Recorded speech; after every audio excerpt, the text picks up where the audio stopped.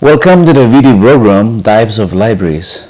We are extremely privileged to have Dr. Dhawan for this program. He is a retired from CSIR, the National Physical Laboratory, New Delhi.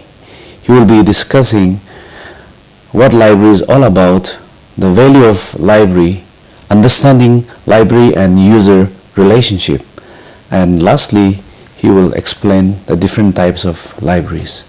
I welcome you to this video program and I would like to give you the time now. Thank you. The talk will cover some points as follows. What's the meaning of a library? Understanding library value, user-library relationships, types of libraries, different library types, so what are their definitions, roles, objectives and functions. What do we mean by a library? Some people define it as a house of collection of books for people to borrow. Some people define it as a house or a place to go there and use the library or read publications. And some people go to the library just because it's a place to interact people. Basically, we're trying to define a library from the perspective of a place. But is that enough to define a library? The reason is we cannot define a library just from the perspective of place because it really does not give a very encouraging public image of what a library is. It connotes as if the library is into the business of buying and storing books, just making them available to the users when they demand. Also misses a very important component of a library, that is the service dimension of the library. It is nowhere coming out like that. The public image of the library is not very enjoyable. They consider library resources not as intellectual assets but just as materials. Certainly there is a need to change the definition of a library. How do we define it? We can define the library from both perspectives. Perspective of a library as a place and perspective from the library as a service or a function. For example, if we want to define library as a place, we can say that it's a place to house books, but also a place to use computers, a place to use internet, a place to get help, a place for story timings, and more importantly, you can use the facilities, resources of other libraries. More important, analytical services. This is where we try to make use of library science in making information available to the users. We provide the information to the users by adding value to the information. These are the analytical services. It's not important that you give a user 10 or 20 books on a particular topic. Rather, give a user the books which are ranked probably as the top 10 in a particular topic. That's the value you are adding. Other important thing, libraries should be into the business of dissemination, and we have to disseminate services. Another dimension so far as library services are concerned is the preservation of books for posterity. Say for example, after 10 years or 20 years, someone should be able to get access to the research which I have published now in the contemporary period. Having all these elements into consideration, we have to redefine a library, and this is how I think we can define a library. Library is a service-oriented institution which provides access to the learning resources which is to be used for propagation of basic knowledge and which is to be used for preservation and dissemination of information and preservation of human culture and civilization. How do we understand the value of the library, let me put it this way, what is after all the value of the library? Do our user community appreciate the value of the library, the importance of the library?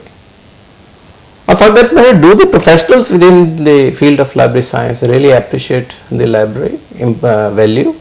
If so, how do we demonstrate, how do we convince others that we are not just a storehouse of books, we add value, and how that value is perceived in the society? It is something on which we all professionals to have a very clear understanding. For example, if I have to count what are the values a library provides and the items which provide importance to the library. For example, it is library strengthen academic and research performance. Libraries, they provide links between information resources and the users.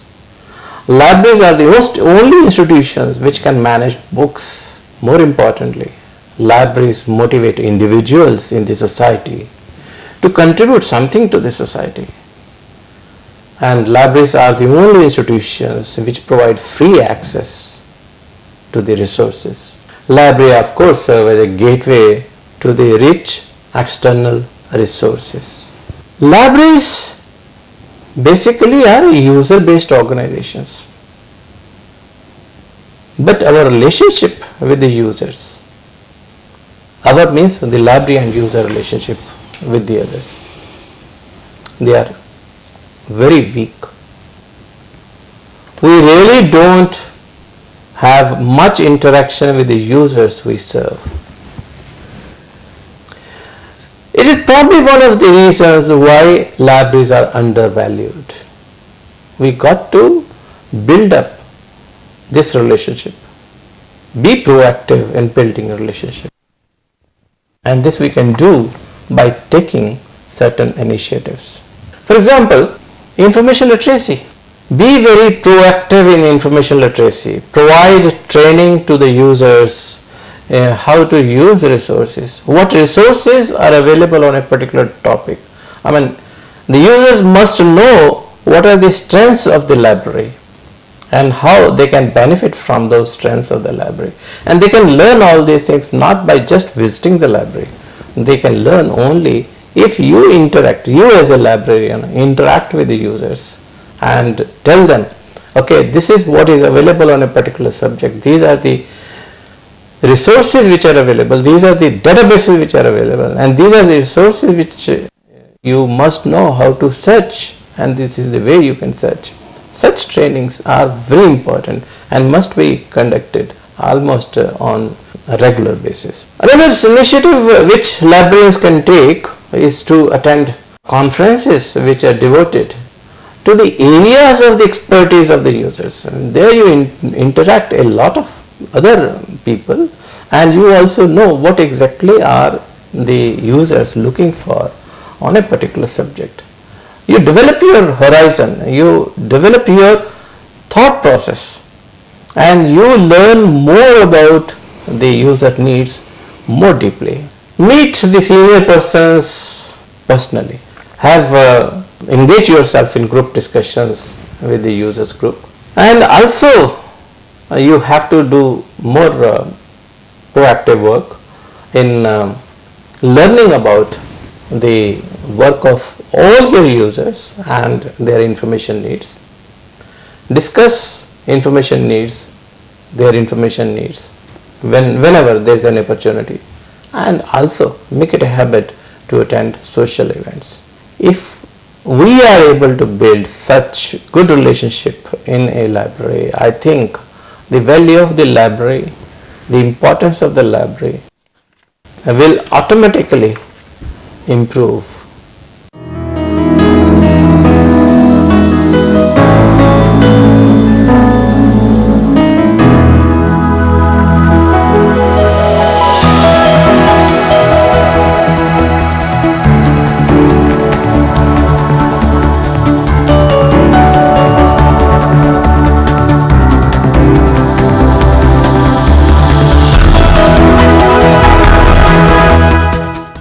types of libraries.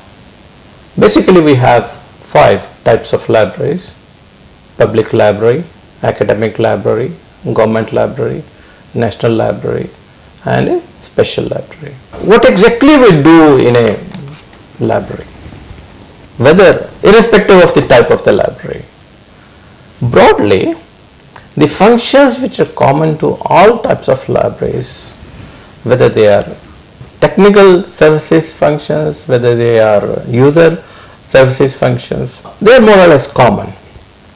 For example, all libraries are into the business of acquiring books, building collections, organizing collections, and making them available for access. So far as the user services are concerned, you have circulation services, information dissemination, archiving information, and providing community a space for interaction, and providing facilities for access, and give people access to the ICT resources. Broadly, these are the functions which are common to almost every library. Let's try to understand public libraries first. Public libraries, we can, if we have to define, there are many definitions are available, and one important definition which I feel is very important that everyone should learn is that a public library is a library in which the user base they serve is general public. Remember, I am trying to define the library, type of the library, on the basis of user base they serve.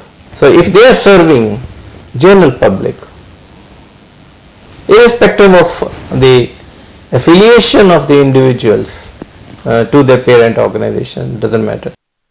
They are all public libraries, and they serve public library. Another characteristic of the public library is that they serve every citizen at every age of life.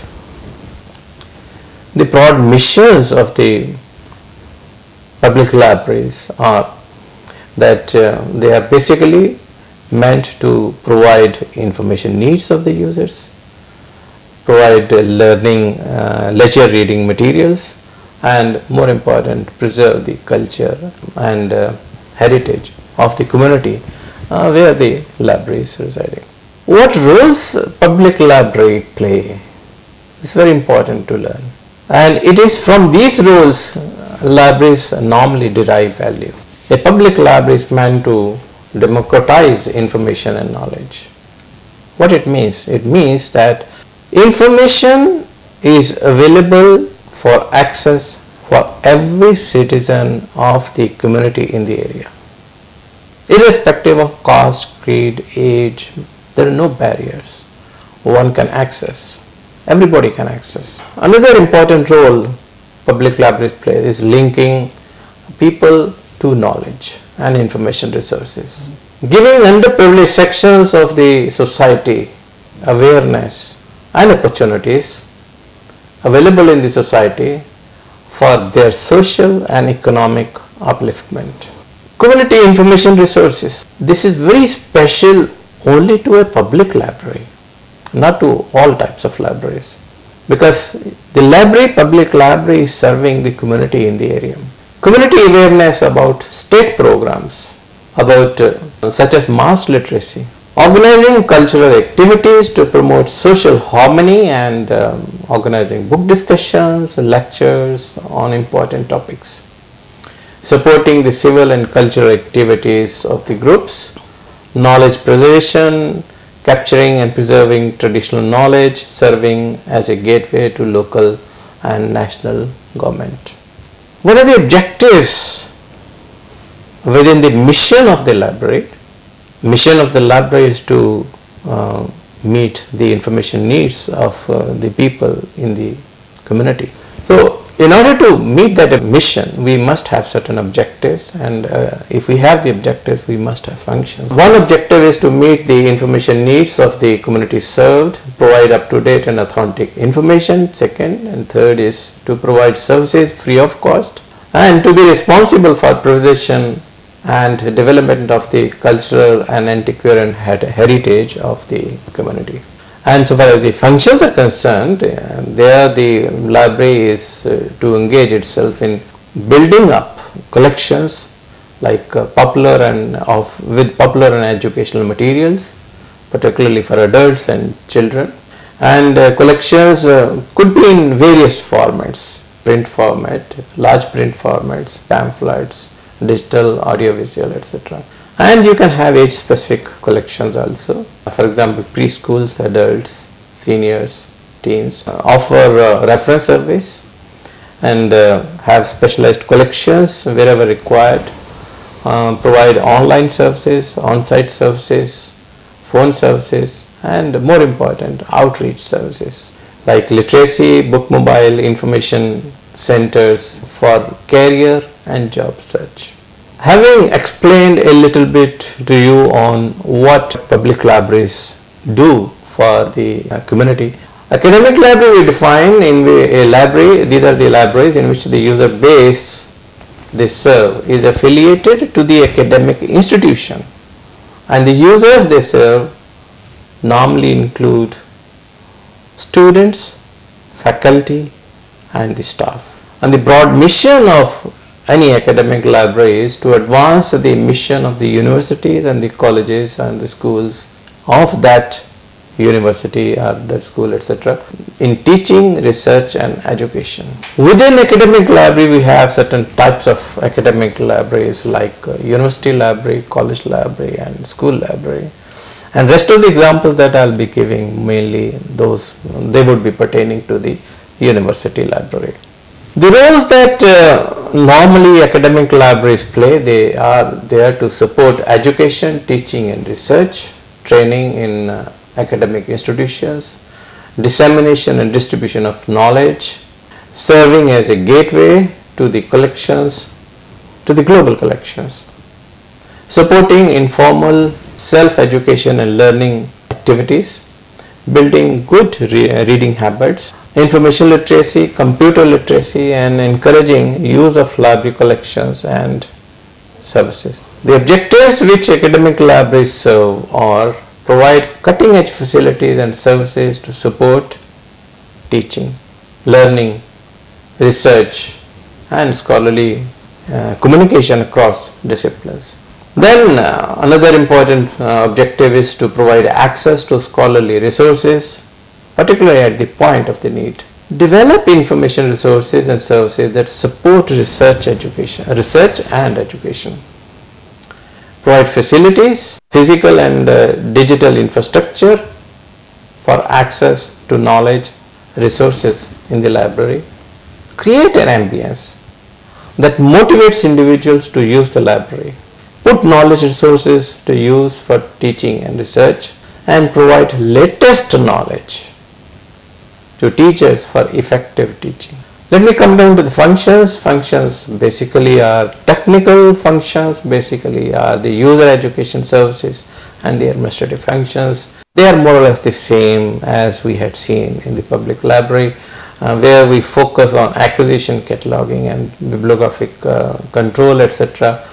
So that we can organize access to the resources. So for user education services, they take a big role in academic libraries, lending books, maintaining and preserving books, undertaking user education programs, and to maintain and upgrade computing, internet services for access to the resources. Administrative services, of course, are very important because academic libraries are not flat organizations.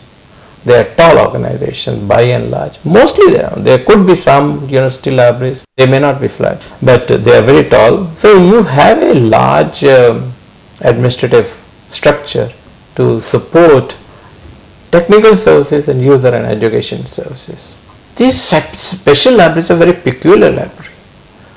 I mean, it's very difficult to define, very difficult to characterize and describe special libraries. Though they are very important, they play a very important role in the dissemination of the services. Yet, people really do not do not give as much value or do not appreciate the importance of the special libraries as much as normally the importance is given to academic and special libraries. These are the libraries which are administered by a business firm or a private firm, or they belong to an association, they may belong to S&T association, and belonging to some special group. Again, if we have to define a library, we have to define on the basis of the criteria who are the users, what is their user base. In a special library, user base belongs to the sponsoring body. The user base does not belong to any other organization. These users are intra-institution users. And the basic mission of the special library is to support and advance the mission of the sponsoring body. The roles that libraries play, adding value to the information. If they are giving any material to any research team or to any individual in the group, they will give it only because this is the material which the user would like to appreciate and use it in conducting the research activities in which they are already involved, and probably this is an area, this is a material which is going to fill up the gap in the research programs that they have started. Let me elaborate a little more. For example, a laboratory is working on a project developing high temperature materials, and they have been able to develop the material which is up to a temperature of say around 500 degrees Celsius, and now they want to raise the capacity of that research material to 1000 degrees Celsius. And if you are able to provide that team the material, you are not providing books, you are not providing journals, but you are providing the material, the articles or the reports or any other document which includes information how to raise the temperature of that particular material to that they are developing from 500 to 1000 degrees Celsius. This is where they are going to appreciate. More or less, the roles of the special libraries are very unique, and they are very special. If we have to differentiate at any point of time what is the difference between a academic library or a public library or a special library, there are certain factors. One factor is the user base. All libraries have a different user base, as I have explained. All libraries have different missions. All libraries play different roles. All libraries have different funding sources. All libraries have different user needs. They can be differentiated on the basis of collection, they can be differentiated on the basis of library membership conditions. And the staffing structure in all these libraries, they are also the same. The points to learn: one, library is a service oriented institution and not merely a place or a storehouse of books. This is something we need to propagate. Libraries are grouped mainly by the user base they serve. If you have to differentiate between one library or the other library, you differentiate only on the basis of this. Libraries can be differentiated, I have told earlier also, by all these factors. Libraries, another important point is, a library play different roles for different peoples. Thank you very much, Dr. Darwan, for giving a comprehensive discussion on the topic types of libraries. With this, we come to the end of our video program. Thank you very much.